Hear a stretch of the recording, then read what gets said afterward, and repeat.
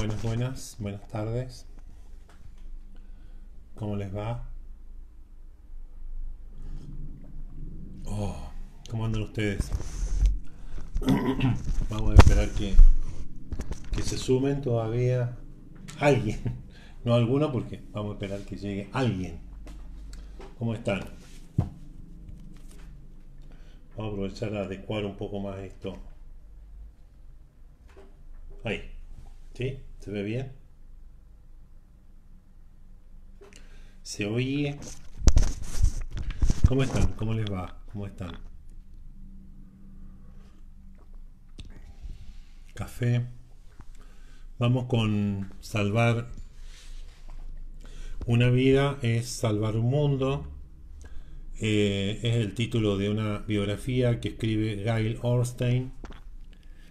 eh, y es la biografía de Frida von Reismann, psiquiatra, médica psiquiatra alemana, eh, que trabajó durante gran parte de su vida, si no de su carrera completa, en relación a pacientes esquizofrénicos. Eh, bueno, esa es la parte que me temía. Y entonces vamos a ir viendo algunas cosas. La estamos leyendo para aquellos que ¿se escucha bien? ¿Están conectados? Aclárenme eso porque yo veo que dice vivo, pero no sé si ustedes están escuchando. ¿Sí? ¿Se escucha?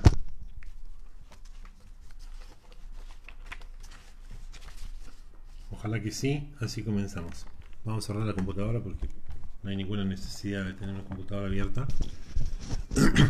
Buenas, ¿cómo te va? Nidia, Cecilia, ¿qué tal? ¿Cómo les va? Vamos a cambiar esto para acá, que quede ahí. Bueno, acá. Ahí está. Ya está, no lo cambio más. Y estábamos, ¿qué tal, Beatriz? Vamos a avanzar. Yo me he concentrado los jueves en presentarles lo que va ocurriendo en el texto de Simone de Beauvoir, La mujer rota, en una lectura cruzada, porque es eso, una lectura cruzada entre Simone de Beauvoir, Gail Orstein, Clarice Lispector. Gracias. Y habíamos quedado en el texto de La mujer rota de Simone de Beauvoir, en toda esta debacle que se le genera, que le pasa a ella porque se ha enterado, porque ha preguntado que su marido tiene una historia con otra mujer y ella está en un berenjenal emocional intentando ver si salva algo de eso, en contradicciones muy profundas, porque también se ha percatado que el tiempo ha pasado, que ya no se aman, o ella ya no lo ama, que él ha cambiado, que él es otro. Ha llegado a decir que si él efectivamente es el canalla que hoy aparece, ha perdido entonces, ha perdido su tiempo, ha perdido la vida, ¿no? Tiene con él dos hijas, una vive con ellos en París, la otra vive en Nueva York o en Estados Unidos. Tiene algunas amigas que le han aconsejado que tenga paciencia, que espere, que él no está del todo entregado a esa otra experiencia, ese otro amor con Noélie. Sin embargo, ella va viendo cómo permanentemente él va llenando su tiempo con esa otra relación. Es decir, que en este momento nosotros vamos viendo desde esta distancia cómo la relación principal que era con ella pasa entonces a ser la que tiene Maurice con Noélie. Y eso va a producir en ella, nuestra protagonista, cuyo nombre aún no aparece, que es sintomático también eso, ¿no? Que no aparezca el nombre, de ella en el texto, sino aparece muy posterior. Pero no aparece su nombre, ¿no? Pareciera ser que Simone de Beauvoir nos está diciendo que la individualización del personaje no es importante, sino que es el sufrimiento de ella como mujer. Pareciera que lo que estuviese diciendo es que no importa ella como ser humano, como individualidad, no como ser humano, como individualidad, sino que de alguna forma su personaje concentra, refleja, representa el sufrimiento de una mujer frente a una situación como la que está viviendo el personaje.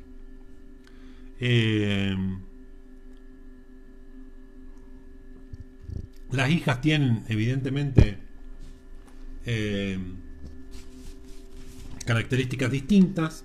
Una se ha ido lejos a Estados Unidos para hacer su vida, al parecer es mucho más independiente que la que está, que Colette, que es la que está con ellos. Colette ha dejado de estudiar para ser la esposa de y madre además.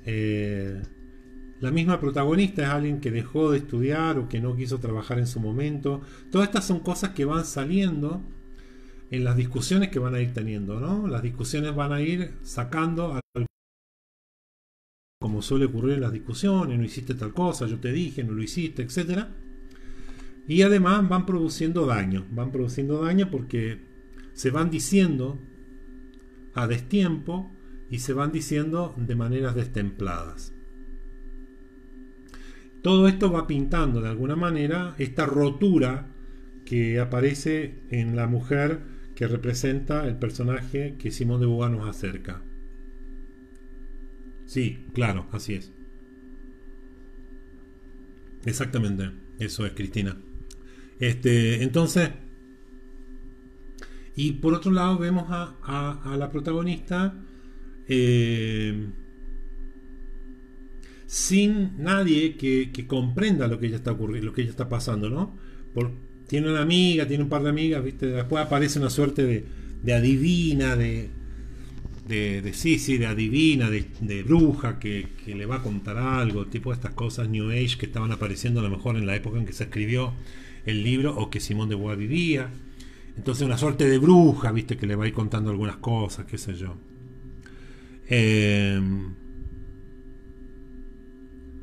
Y esto es, de alguna forma, lo que vemos allí es una mujer que está sola frente a esta desgracia. Y esta catástrofe que ocurre, para mí no tiene nombre, como que ella no existe. Claro, digamos, por eso existe como mujer sufriente, no como ella como individualidad, sí, efectivamente. Y luego habría que ver en qué contexto aparece el nombre, ¿no? El nombre aparece, pero no ligado al relato de ella, sino al relato del marido. El marido le dice a ella, ¿bien? No es Simone de Beauvoir la que dice nuestra protagonista se llama tal. Bien, entonces la protagonista está sumida en una soledad terrible.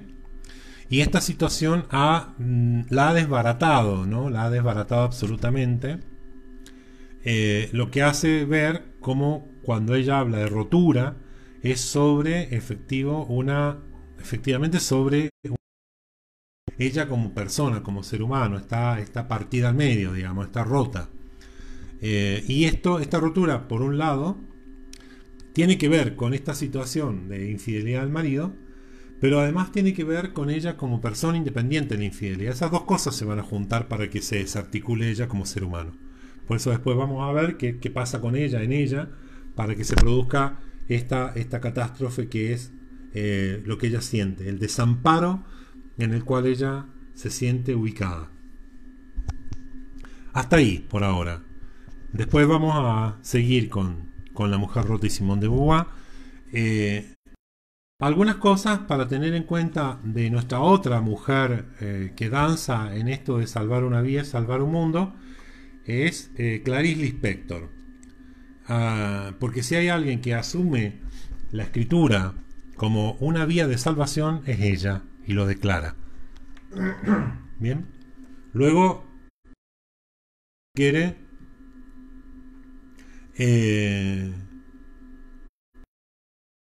Reisman asume, comillas, la salvación a partir de esas religiosas, ¿no? Y de esas creencias religiosas ella va a intentar hacer una síntesis en su trabajo como psiquiatra. Si lo logra o no lo logra es discutible. De Clarice algunas cosas que son importantes de su biografía. La madre, como muere en 1930, de sífilis ya en Recife, donde efectivamente, usted sabe, la madre de Clarice Lispector contrajo sífilis en una violación en Ucrania antes de que ellos huyeran, y el nacimiento de Clarice Lispector estaba enganchado a la creencia de que un nacimiento, un parto, podía crear o podía curar a alguien con sífilis. Bien, sí, yo te diría que más que rozando sus propios límites, está rota, digamos, rompió los límites que podía mantener, la podía mantener cuerda y sana más que cuerda.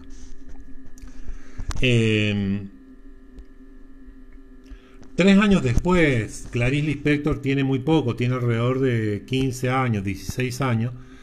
En 1933 ella decide convertirse en escritora. ¿Está bien? A los 15 años, su padre, que estaba en Recife, se va a Río de Janeiro, movido por una cuestión bastante particular. El padre, Pedro, se va a Río de Janeiro porque la comunidad judía en Río de Janeiro era más grande, y entonces él pensaba que sus 3 hijas iban a poder casarse con un miembro de la comunidad judía que tenía más oportunidad en Río de Janeiro que en Recife. La comunidad judía era más amplia, digamos, era una posibilidad. La única que estuvo más cerca, no, la única no, una se casó. La mayor de ellas se casa, tiene un pretendiente que no, con el cual no concreta. Ella rompe el compromiso, Elisa, así que no se casa con judío. Y Clarice Lispector en el 39 va a rendir el examen para estudiar Derecho. La escuela de Derecho que había en Brasil en ese momento no era una facultad. Brasil hasta el año 20 no tenía universidades, y las personas que entraban a estudiar en esta escuela de Derecho, lo que terminaban siendo eran entre abogados, diplomáticos, periodistas. Era como una gran escuela, digamos, de humanidades. Por lo cual, si bien es cierto, podría aparecer en su biografía que Clarice va a estudiar Derecho, va a terminar trabajando como periodista. En alrededor del 40, ella publica su primera historia conocida, y el mismo año en que ella publica, en agosto de ese año, en agosto del 40, muere su padre, como ya saben, como podrían saber, de una mala praxis. Se operó de vesícula y terminó muriendo.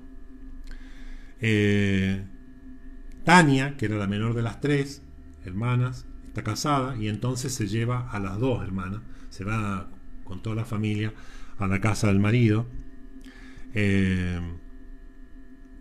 y allí, en el 41 aproximadamente, entre el 40 y el 41, Clarice Lispector, esto le va a ayudar simplemente para ubicar los tiempos, para hacerse una idea de en qué contexto vive Clarice Lispector, en qué contexto ella, histórico de Brasil, si usted quiere, empieza a ejercer el periodismo. Ella va a trabajar en la Agencia Nacional de Noticias, que era el organismo que informaba en el tiempo en que Getúlio Vargas era presidente.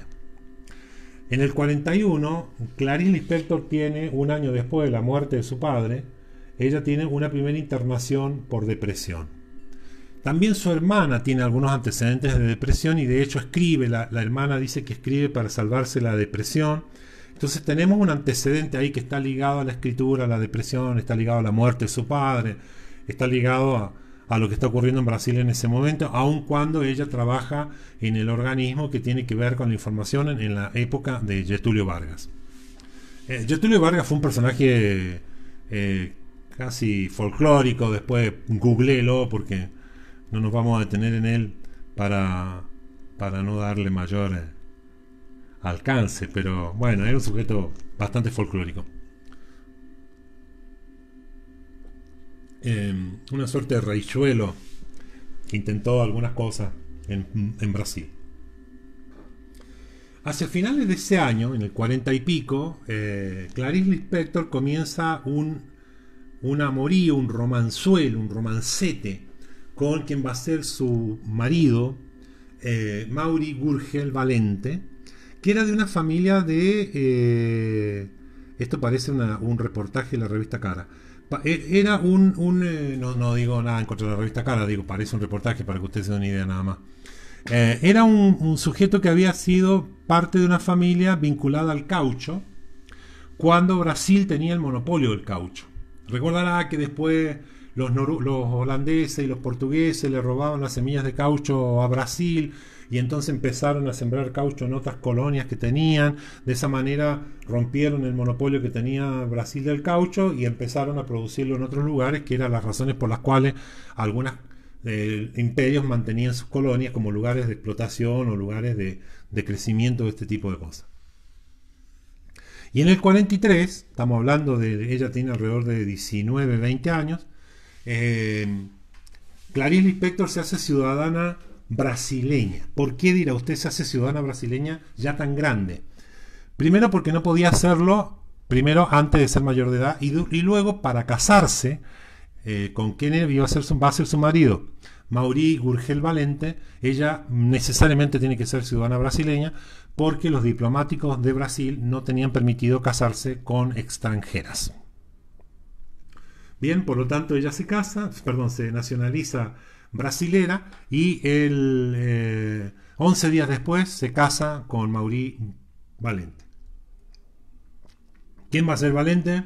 Por las cuestiones típicas de su familia, porque la familia era aristocrática, era la familia de plata, no sé si aristocrática, pero había tenido dinero, habían tenido acceso a aprender idiomas, la madre había vivido en Francia, el tipo sabía francés, él y su hermano terminan siendo embajadores de Brasil, entonces tenían una serie de ventajas respecto de otros para poder entrar a la academia diplomática y convertirse en diplomáticos del Estado brasileño. Van a ser diplomáticos. En el 44 viajan a Nápoles, el primer destino que tiene Valente para ser cónsul allí.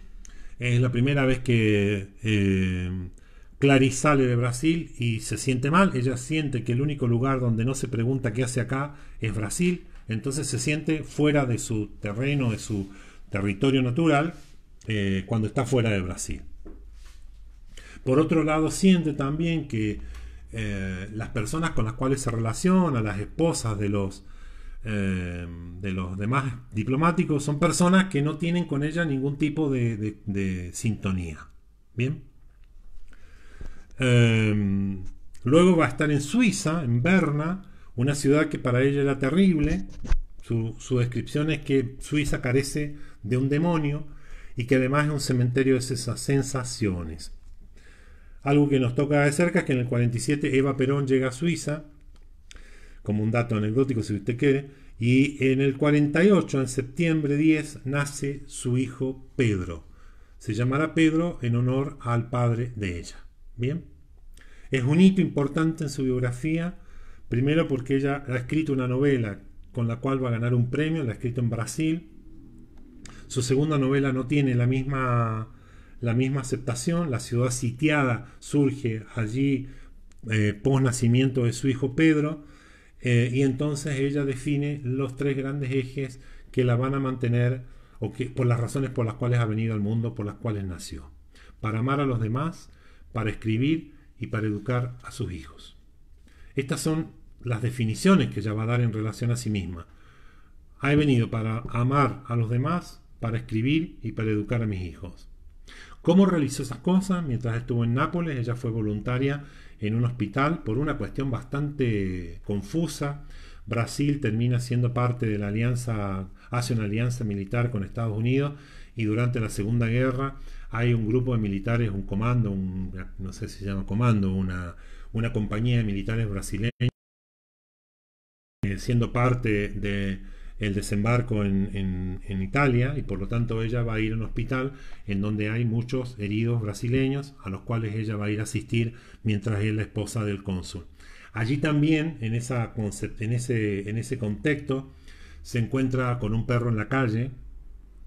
Para alguien que ha leído alguno de los cuentos tal vez no es anecdótico. Ella se encuentra con un perro en la calle y lo lleva, le despierta una compasión absolutamente desmedida si usted quiere, para la visión que hoy día teníamos, pero no hay que olvidar que Nápoles de posguerra o en posguerra era una ciudad devastada y empobrecida, y ese perro lo termina ella llevando a su casa. Dilenardo se va a llamar su perro, aparece en algún cuento, y cuando va a Suiza, con el mayor de los dolores, tiene que desprenderse de su perro.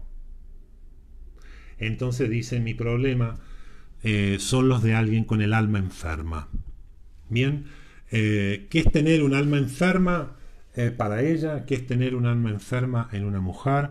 ¿Qué es tener un alma enferma, si queremos pensarlo en relación a la protagonista de La mujer rota?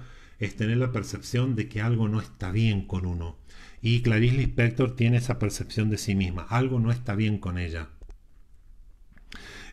Si no fuera madre, dice, estaría sola en el mundo. Entonces hay alguna cosa que se realiza con los hijos, que se realiza no con el matrimonio principalmente. Ella tiene una mirada bastante escéptica del matrimonio, por lo cual, digamos, no es alguien que se casa y siente que es eso a lo que ha venido al mundo, ¿no? Es bastante crítica del matrimonio. Hay una novela inclusive en donde ella describe el matrimonio como una cuestión casi atávica, sin sentido. El amor pareciera que transita por otros lugares que no tienen que ver con el matrimonio, una relación que implica cosas forzosas, etc.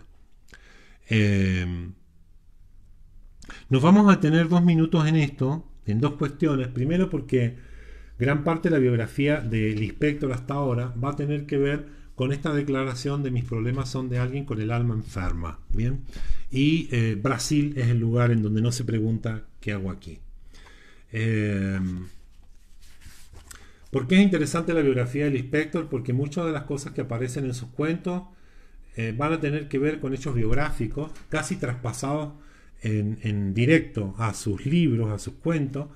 También porque hay por lo menos 2 antecedentes en su familia, la madre y el padre, que entre comillas arrastran una existencia, ¿no? Arrastran significa, no recuerde que cuando Elisa, la hermana mayor, le dice al padre que va a ser escritora, él le dice: si tuviera que escribir, escribiría un libro sobre un marido. Al mismo tiempo, el padre, el que hace todo lo posible porque las hermanas pudiesen visitar o escuchar música, estuvieran al día en muchas cosas que tenían que ver con la cultura. Cuando Elisa desarma el compromiso que ha armado con un miembro de la comunidad judía, el padre no se opone, al contrario, digamos, es un sujeto que, si bien está atado a las prácticas religiosas más ortodoxas, no obliga a ninguna de sus 3 hijas a nada que les impida la libertad. Es un sujeto sumamente interesante el padre, pero arrastra esta idea de la historia de un hombre que ha perdido, ¿no? Es la historia, si tuvieras que escribir, escribiría un libro sobre un hombre que se dio cuenta de que había perdido, ¿no? Hacia el final de su vida. Estrictamente el padre nunca, lo que nos dicen el biógrafo de Lispector, es que el padre siempre estuvo en una situación complicada económicamente, y entonces es un sujeto que quería estudiar, y bueno, las cosas, las acciones, los comportamientos, las cosas de la vida lo llevaron hacia otro lado. Y entonces tenemos una formación allí en Clarice Lispector que tiene que ver con la madre enferma de sífilis, el padre con estas cosas, que la llevan a la escritura, la llevan a decir que la forma de salvarse es escribir, que ella ha venido a escribir, a salvar a los demás y amar a sus hijos, o a educar a sus hijos, ¿no? Y entre escribir y ser madre, ella no duda en ningún momento de decir que lo suyo es la maternidad. Pero, de nuevo, si nosotros quisiéramos dar una vuelta sobre La mujer rota en Simone de Beauvoir, debiésemos escuchar este planteo de Clarice Lispector, que apunta a un alma enferma. ¿Está bien? Porque estrictamente lo que ocurre allí en el caso de La mujer rota es que lo que ocurre con el marido, ¿no? Con Maurice, va a torpedear la consistencia que pueda tener ella como mujer, no Clarice, sino la protagonista de Simone de Beauvoir. Y entonces hay algunas cosas que efectivamente nos permiten pensar algo en relación a qué rotura se trata, de qué está hablando Simone de Beauvoir cuando habla de ella, y sin ponerle nombre, sino casi terminando su libro, le pone nombre. Y esa puesta de nombre la deja en boca del marido. No es una construcción. Ese nombre no está puesto por Simone de Beauvoir. Y eso creo que hay que ponerle atención. Está hablando de una mujer rota, no está hablando de la protagonista. Está hablando de algo que define, entre comillas, que define, si se quiere así, algo en relación a la concepción de qué es una mujer para Simone de Beauvoir. Lo dejaremos allí.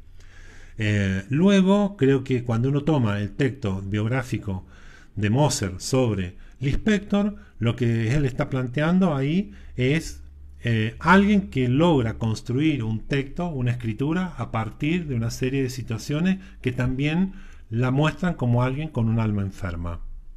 ¿Ocurre algo parecido en el caso de Frida von Reichmann?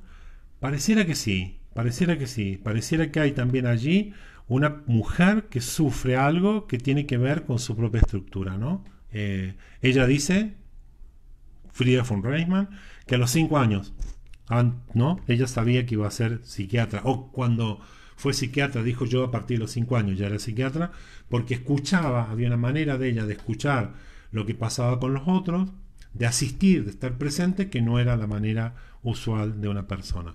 Luego, cuando es psiquiatra, la forma que tiene de salvar, de restaurar, de reparar, de escuchar, es atender a esa alma enferma, ¿no?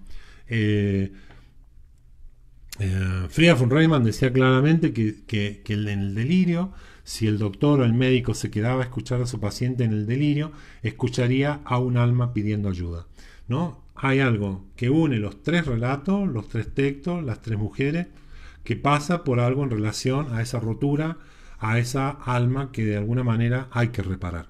Cuando nombramos esto como salvar un mundo, salvar una persona es salvar un mundo, lograr algo, lograr rehacer algo en función de esa rotura, me parece que es justamente algo en relación a la salvación. Y cuando tanto Clarice como Simone como Frida von Reichmann hablan de salvación, salvo en el caso de Frida von Reichmann, no me parece que están hablando de una salvación religiosa solamente.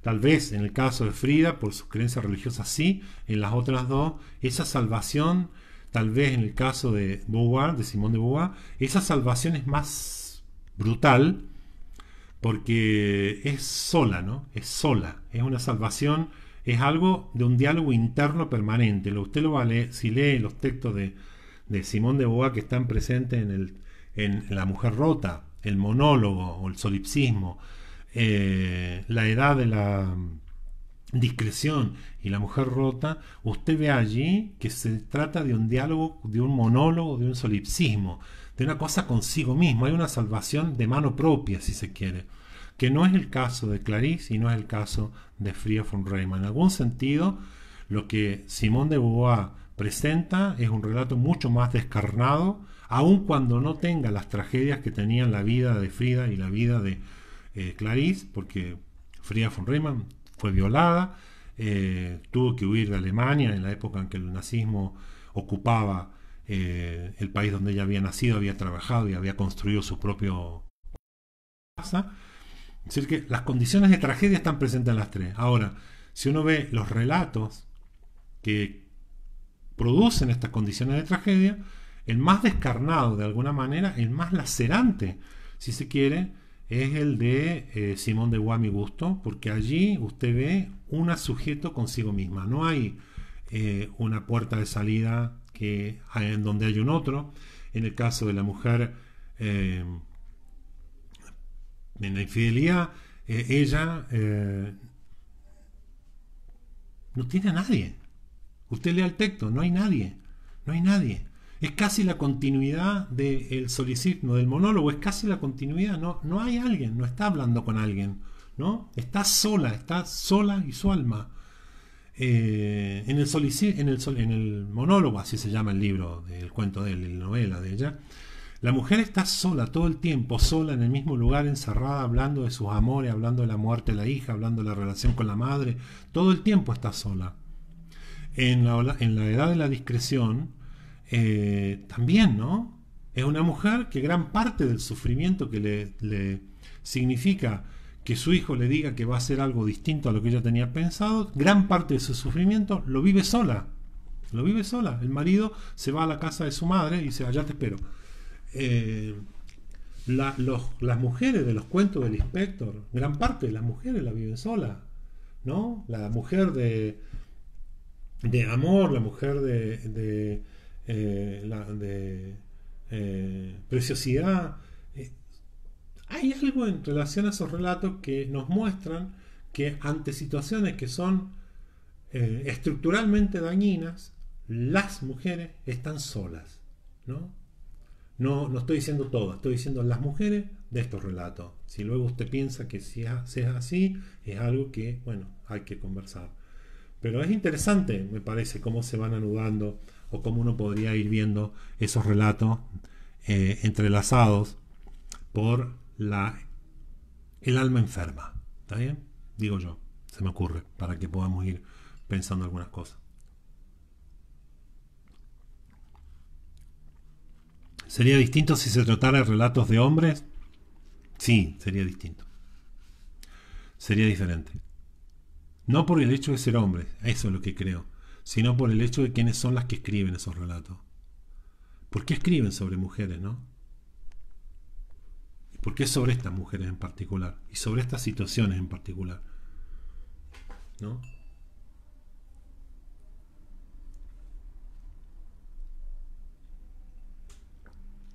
Comparten una sensibilidad, a eso me refiero.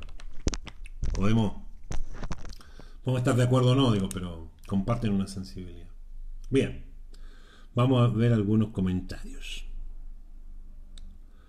Probablemente mi propia vida. Ahí va. Hola Cristina, disculpa, no te saludé. Beatriz Granjeto, Clarice dice, escribo como si fuese a salvar la vida. Sí, claro, sí, sí. La de ella y la del que lee. Porque de alguna forma cuando usted le entre a los diálogos, a los cuentos, a las novelas de Clarice Lispector, sí, escribe como si fuera a salvar tu vida.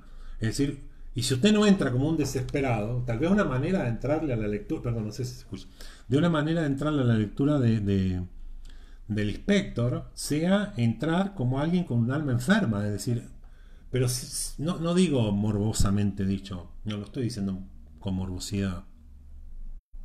Estoy diciendo que entrar al texto del Inspector es intentar entrar desde algo que nos hiere, ¿no? Eso puede ser algo de nuestra vida, puede ser alguna pregunta que nos hemos hecho a la que no podemos responder tan rápidamente, puede ser algún acontecimiento de nuestra vida. Entonces uno entra, si entra roto al Inspector, logra encontrar algunos hilos, ¿no? En principio esto, la historia del Inspector es de alguien que vive una tragedia. Aún así construye, ¿no? Y luego hay una serie de asuntos en su vida que vamos a ir viendo que me parece marcan ese derrotero como algo que es esencial para entender su texto. Sí, sí, hay que salvar la vida. Pero también es placentero, digo, en el sentido de este. Me parece que cuando somos capaces de sintonizar, empatizar es una palabra que solemos usar bastante seguido, y creo que habría que darle una vuelta para ver si lo estamos usando en lo que significa.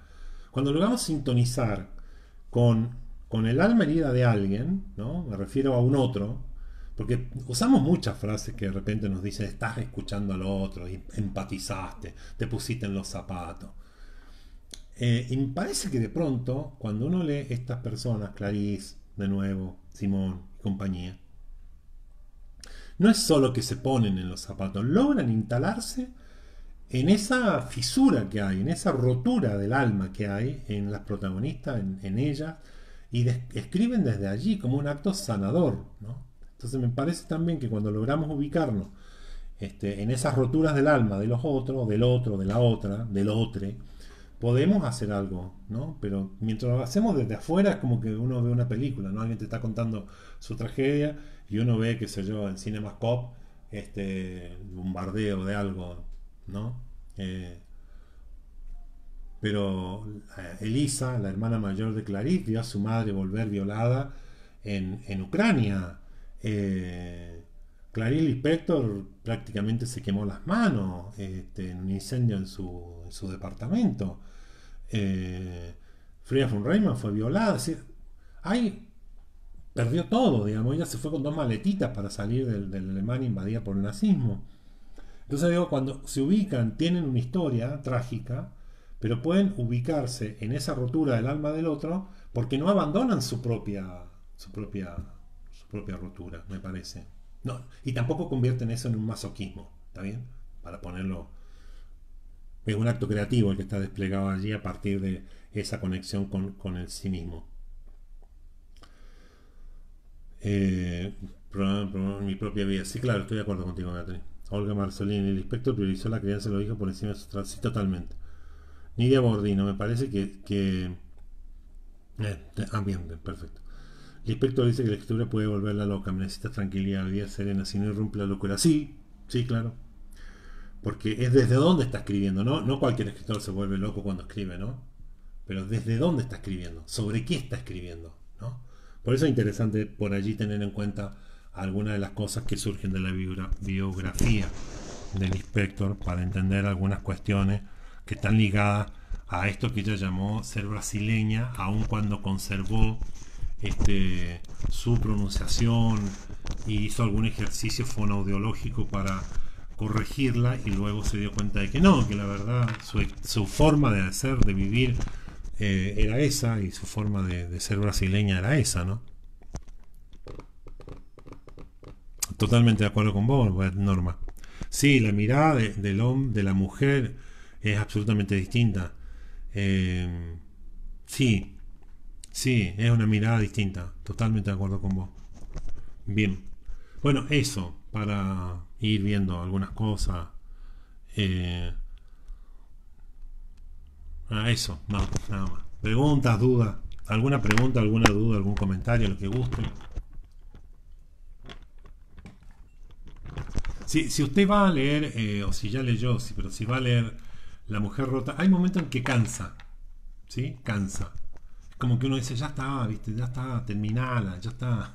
Es como cuando nos están contando algún problema o nos están contando una situación de la cual alguien no puede salir y uno le da esos consejos bobos, decir, bueno, tenés que irte, tenés que dejarlo, tenés que irte, basta. Y dicho así parece fácil, ¿no? O sea, siempre es más fácil decir esas cosas que escuchar lo que está ocurriendo. Y por allí, si usted lee el texto de Simón de Beauvoir, se va a percatar de eso. En el momento en que uno dice, bueno, ya está, ¿viste? Ya está, déjalo, no te quiere. Como si eso fuera fácil, ¿no? Como si fuera muy fácil para alguien dejar de ser querido. Porque eso me parece que es lo que está también en juego en el texto de Simón de Beauvoir. Es dejar de ser querido por alguien. No es cualquier cosa, no es dejar de querer, no es dejar de estar. Uno puede darse cuenta que a lo mejor el tiempo transcurrió, que la historia no es la misma, que no existe la misma pasión, lo que usted quiera. Pero dejar de ser querido por alguien, eso es lo que está viviendo la protagonista de La Mujer Rota. Está dejando de ser querida. Y no es fácil, ¿no? No es fácil deshabitar el espacio doméstico, la casa, las rutinas, los encuentros, las miradas, las costumbres. Hay que deshabitar una vida del otro. El otro tiene que dejar de ser querido, es que el otro se va, pero no es que se va y se va de todo, ¿no? Todavía te encuentras con ella, después vamos a ver que ella tiene miedo a abrir una puerta porque va a darse cuenta que detrás de la puerta no hay nada. Es decir, lo que ella está padeciendo es dejar de ser querida, ¿no? Y si alguna vez hemos vivido ese dejar de ser queridos, no es fácil, digo, no lo vamos a convertir, no va a convertir el texto en una telenovela, ¿no? Pero me parece que de alguna forma eso es lo que está transmitiendo el texto de Beauvoir, dejar de ser querido o querida. Bien, yo espero entusiasmarle y que usted lea a Simón de Beauvoir, Inspector y lo que venga en mano.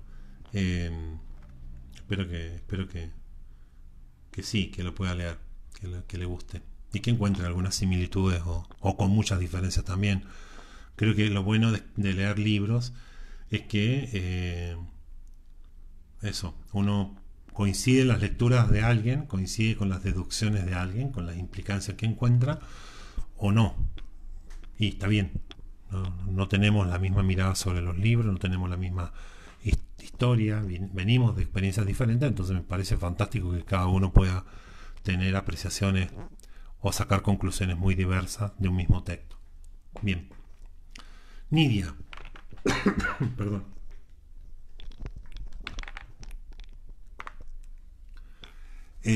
No tengo idea, Olga, si las mujeres tienen más neuronas que los hombres o no.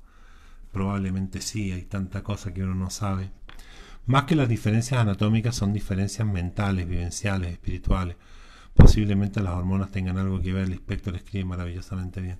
Sí, también culturales, ¿no? Nos formatea la cultura de alguna manera para, de maneras diversas y distintas. Salir de eso también es un plan, ¿no? Es como complejo. Dejar de ver el mundo como estamos acostumbrados a verlo, ¿no?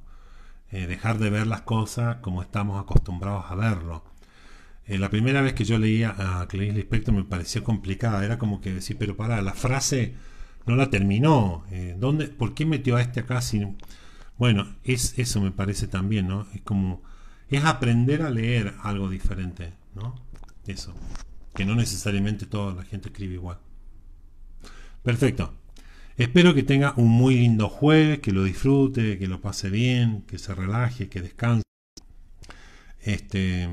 A las 22 está Cine y Diván con algún comentario. Yo no tengo muy actualizado, no tengo actualizado el programa, pero hay alguna actividad a las 10 de la noche por el Facebook del CEPRAM. A las 10 está el Buenas noches CEPRAM.